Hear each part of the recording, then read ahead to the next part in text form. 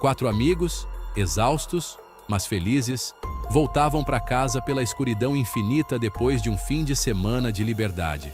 O motor do carro tossiu de repente, tremeu e morreu, nos jogando no silêncio e na escuridão no meio do nada. Nossos celulares mal iluminavam enquanto percebíamos, com um pavor crescente, que estávamos ilhados, presos pela noite. O pânico começou quando não conseguimos sinal nem ligar o carro. O frio apertava, a estrada estava deserta. Esperar ajuda parecia inútil. Então Daniel avistou uma luz amarela fraca do outro lado de um campo distante. Uma casa, talvez uma roça. Sem outra escolha, largamos o carro, pulamos uma cerca de arame farpado e tropeçamos pelo campo acidentado, atraídos por aquele único farol piscando.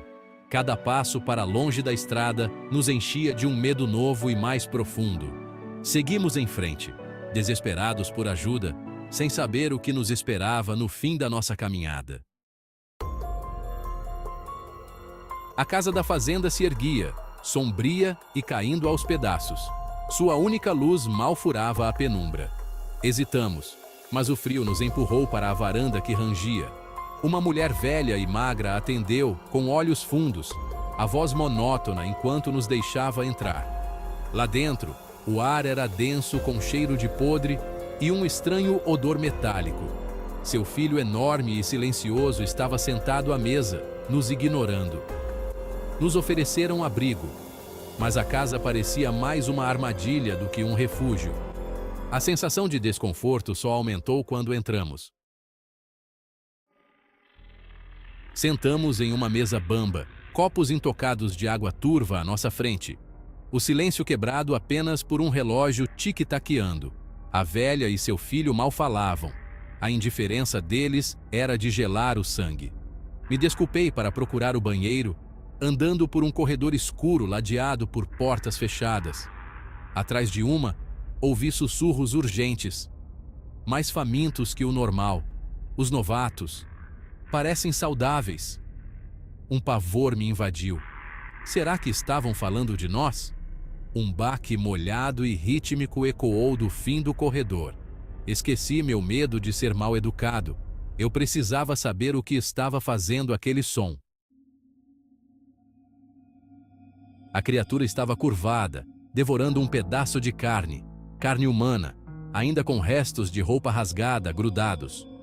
O som era grotesco, mastigando e rasgando, ecoando nas paredes frias do porão. Cada movimento da criatura parecia faminto, desesperado, como se não comesse há dias. O ambiente era sufocante, o ar pesado, e a única luz vinha de uma lâmpada fraca, lançando sombras distorcidas nas paredes. O cheiro metálico era de sangue, uma mistura nauseante de sangue velho e fresco. O chão estava manchado, marcas escuras e pegadas ensanguentadas cruzando o concreto antigo. O odor era tão forte que parecia grudar na pele, tornando impossível respirar fundo sem sentir o gosto do horror. A família, reunida em silêncio, observava tudo. Eles alimentavam aquela coisa com pessoas, entregando vítimas como se fosse um ritual antigo. Ninguém parecia sentir remorso. Seus olhos estavam vazios, acostumados à monstruosidade que escondiam. De repente, a criatura parou, congelando no lugar. Lentamente, virou seus olhos negros e sem alma diretamente para mim. Era como se enxergasse minha alma, como se soubesse que eu não deveria estar ali. O tempo pareceu parar, e o medo me paralisou por um instante. Ela guinchou, um som agudo e inumano que fez meus ossos chacoalharem. O grito ecoou pelo porão, misturando-se ao meu próprio pânico. Tropecei para trás, sentindo o coração disparar, o pânico me dominando completamente enquanto tentava encontrar uma saída. Lá em cima, gritos irromperam de repente. A família percebeu que eu havia descoberto o segredo deles. Vozes histéricas ecoaram pela casa, passos apressados soando no assoalho antigo. O caos se espalhava, e eu sabia que precisava agir rápido. Subi as escadas às pressas, quase tropeçando a cada degrau. No desespero, meu celular escorregou da mão e caiu, batendo nos degraus e desaparecendo na escuridão do porão atrás de mim. O medo era tão intenso que mal percebi a perda. Só queria escapar daquele pesadelo. O horror estava solto, e eu tinha que correr. Saí da casa tropeçando, correndo pela estrada rural escura, sentindo o peso do segredo que agora carregava. Atrás de mim, os gritos e ruídos da família e da criatura ecoavam na noite, me lembrando que o mal ainda estava à solta, e que eu talvez nunca estivesse realmente seguro. Eu invadi a cozinha, gritando para meus amigos correrem enquanto o filho vinha atrás de mim. O caos explodiu. Léo e eu disparamos para a frente, Maia e Daniel para trás. A velha tentou nos bloquear, mas nós a empurramos, fugindo para a noite. Atrás de nós, Maia gritou: "Pega pelo filho!", arrastada de volta para a casa. Daniel lutou, mas o gigante mal percebeu. O grito da criatura ecoou, agora livre. Léo me puxou. "Não podemos ajudá-los, temos que ir!" Corremos, deixando nossos amigos para trás, os sons de terror diminuindo enquanto escapávamos para a escuridão. Léo e eu corremos até o amanhecer, nossos pés batendo no asfalto frio, o som ecoando na quietude da madrugada. O ar estava gelado, mas nossos corpos estavam quentes de adrenalina e medo. Desabamos a quilômetros de casa, cada passo nos afastando do horror que deixamos para trás. O sol nascente pintava o céu com tons de laranja e rosa, mas para nós, era apenas um lembrete cruel de que o tempo não parava. Assombrados pelos gritos de nossos amigos, suas vozes ainda ecoavam em nossas mentes, um coro de desespero que não podíamos silenciar. Seus rostos, distorcidos pelo terror, estavam gravados em nossa memória. Um caminhão que passava nos levou à polícia. O motorista, um homem de meia idade com olhos cansados, nos olhou com simpatia, mas também com dúvida. Nossa história, de monstros e uma fazenda que desaparecia, foi descartada como fantasia induzida por trauma. Os policiais, céticos, nos olharam como se fôssemos crianças contando histórias de fantasmas. A polícia não encontrou nada, nem carro, nem casa, apenas campos vazios. Fomos interrogados, duvidaram de nós e finalmente liberados, como se nossa verdade fosse um incômodo a ser varrido para debaixo do tapete. Nossos pais, com rostos marcados pela preocupação, foram aconselhados a nos procurar ajuda, como se estivéssemos doentes, como se nossa realidade fosse uma ilusão. O mundo se recusou a acreditar no que tínhamos visto.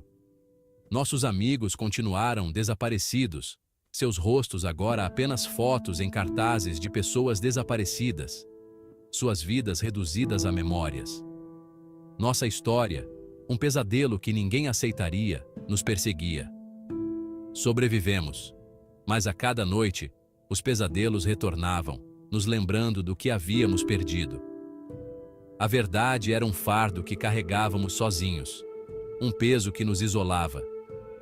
Caminhávamos por um mundo que não queria ouvir, cada passo um lembrete de que, embora estivéssemos vivos, estávamos sozinhos em nossa verdade. Anos se passaram, mas as lembranças me assombram. 13 de setembro sempre traz tudo de volta. Não importa quanto tempo passe, a data está gravada em mim como uma ferida aberta. Cada vez que o calendário se aproxima desse dia, sinto o peso do passado se arrastando, como se as sombras daquela noite nunca tivessem realmente ido embora. Léo se mudou, tentando escapar do passado.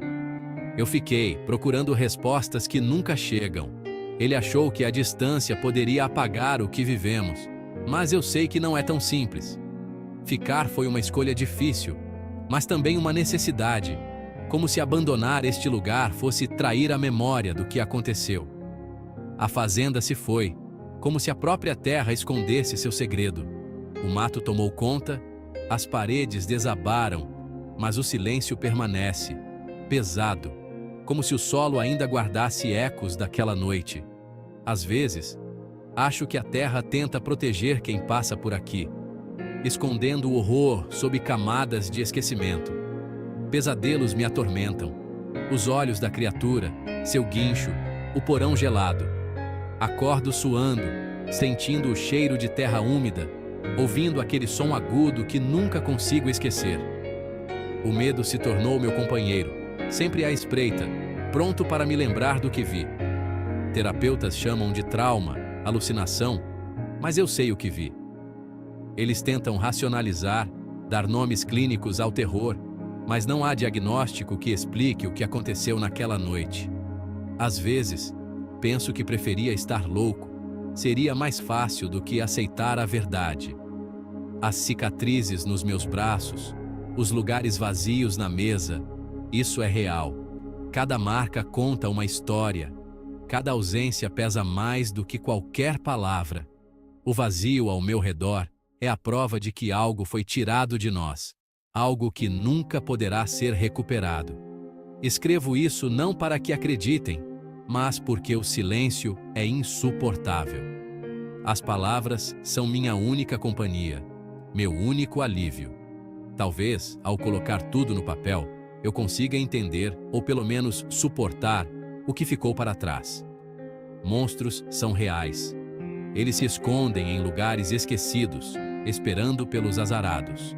Não são apenas criaturas de histórias, são presenças que se alimentam do medo, que se aproveitam do silêncio e da solidão. Eles existem nas frestas, nos cantos escuros, onde ninguém ousa olhar. O preço da sobrevivência é uma vida inteira de medo, assombrado para sempre pela noite em que os monstros venceram. Sobreviver não é o mesmo que viver. É carregar o peso de tudo o que foi perdido, de tudo o que não pode ser explicado. Cada passo é dado com cautela, cada noite é uma batalha contra as memórias. E eu nunca vou esquecer. Não importa o quanto tente, a noite, os olhos, o grito, tudo volta, sempre. E enquanto eu lembrar, os monstros nunca terão vencido completamente.